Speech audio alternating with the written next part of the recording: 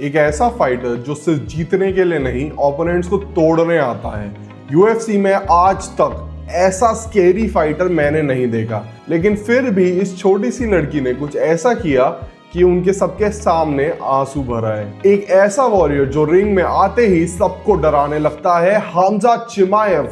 एक नाम जो यूएफसी की दुनिया में एक जानलेवा मशीन बन चुका है। Hey, so what now? Say something! So what now? All you boys, this is just your कैसे एक सिंपल रेसलर एक यूएफसी सुपरस्टार बना, ये कहानी हम आज जानेंगे।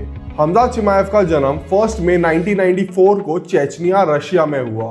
बचपन से ही वो एक फाइटर थे। सिर्फ 5 साल की उम्र में उन्होंने रेसलिंग करनी शुरू कर दी। चेचनिया की गलियों में लड़ाइयां देखकर बड़ा होने वाला ये लड़का एक दुनिया का सबसे डेंजरस फाइटर बनेगा, ये शायद ही उस वक्त किसी ने सोचा था। My brother was living here. He told us like come here, it's good for us. 2013 में हमजाद अपने परिवार के साथ स्वीडन शिफ्ट हो गए। यहाँ आने के बाद उनका मिशन क्लियर था, to fight and to win. उन्होंने स्वीडन की फ्री स्टाइल रेसलिंग चैंपियनशिप्स में गोल्ड मेडल जीते। 2016, 2017 और 2018 में नेशनल चैंपियन बन गए।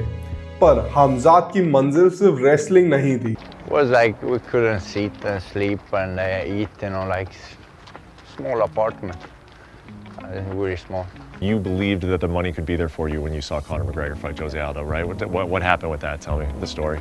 I see the guys like knock him out. I was thinking, if that guy did that, why I'm not going to do it?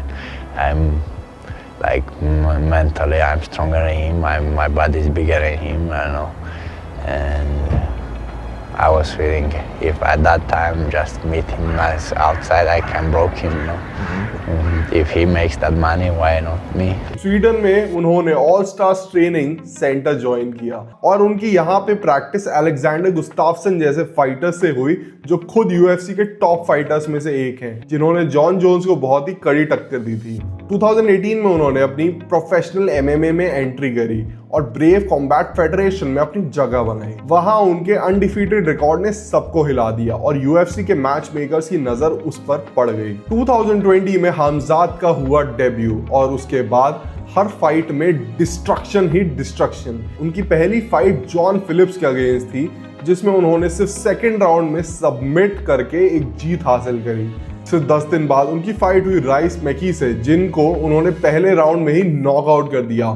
ये UFC history का सबसे तेज back to back win का record है। उसके बाद उन्होंने गेरार्ड मेरशार्ट को सिर्फ 17 सेकंड में नॉकआउट कर दिया, जो एक और यूएफसी रिकॉर्ड बना। 2022 में उनकी टफेस्ट फाइट थी गिलबर्ट बर्न्स के अगेंस्ट, जिसमें उन्होंने एक ब्रूटल वॉर के बाद डिसीजन से जीत हासिल करी। फिर उन्होंने केविन हॉलैंड को सिर्फ एक राउंड में सबमिट कर दिया और अपनी डोमिनेंस प्रूव कर दी। 2023 में उनकी फाइट होती है कुमारू उस्मान जैसे लेजेंड के साथ, जहां पे वो उनको भी हरा देते हैं और यूएफसी के सबसे बड़े अपसेट्स में से एक ये माना गया था। ऑल्दो वो फाइट भी काफी क्लोज थी बहुत लोगों के हिसाब से। पर हर फाइट की कहानी सिर्फ अचीवमेंट से भरी नहीं होती। उनकी लाइफ में उनका सबसे बड़ा चैलेंज पता क्या रहा है? कोई फाइट नहीं, उनका सबसे बड़ा चैलेंज रहा है उनकी खुद की बॉडी और उनकी तबीयत। Like I know one time you said that you wanted to retire.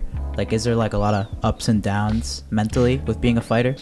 That time when I said that, doctor said to me, coming down, you has a cancer, man, and you still coughing blood, and you think, man, you're finished, I said to my managers, and when he said, doctor says, I'm watching him, man, no money anymore, brother. He was stressed, and what you talking about and this shit. And they bring other doctor, and he said, no, it's not cancer, it's corona. जो कि बार बार खराब हो जाती थी। 2021 में कोविड-19 ने हमजाद को बहुत बुरी तरह इम्पैक्ट किया। एक वक्त तो ऐसा था जब उन्होंने रिटायरमेंट तक की सोच ली थी। पर जैसे एक ट्रू फाइटर हर बार वापस आता है, वैसे ही हमजाद भी वापस आए। Hamzad came back even stronger. 2023 में हमजाद यूएई शिफ्ट हो गए और वहां की सिटीजनशिप ले ली। Jag såg video idag bara. Någon försöker bränna koran, eller han har bränt koran idag här i Stockholm. Staten och polisen de låter göra det här mot oss. Bränna koran, Jag fattar inte varför de låter, om jag eller om någon muslim ska dra ner en homosexuell flagga eller svensk flagga eller någonting som ni är stolt över eller något, om vi drar ner den och om vi bränner den, då är vi terrorister. För oss det också, de är också terrorister. Vart finns de här rättigheter som folk ska vara trygga här i Sverige och allt det här? Hur ska vi vara, hur ska muslimer ska vara trygga här? UAE shift होने के बाद उनकी fight होती है last year 2024 में Robert Whittaker जैसे legend के साथ, और ये एक सिग्नल था कि हमजाद अब और भी डेंजरस हो चुके हैं एंड मोस्टली इस साल उनको टाइटल फाइट फाइनली मिल जाएगी। डेना वाइट भी ऐसा कह चुके हैं। हमजाद सिर्फ एक फाइटर नहीं है, एक मेंटालिटी है। हर ओपोनेंट को तोड़ने का जुनून, हर फाइट को वॉर बनाने का एटीट्यूड। क्या वो एक यूएफसी चैंपियन बनेंगे, ये सिर्फ वक्त ही बताएगा।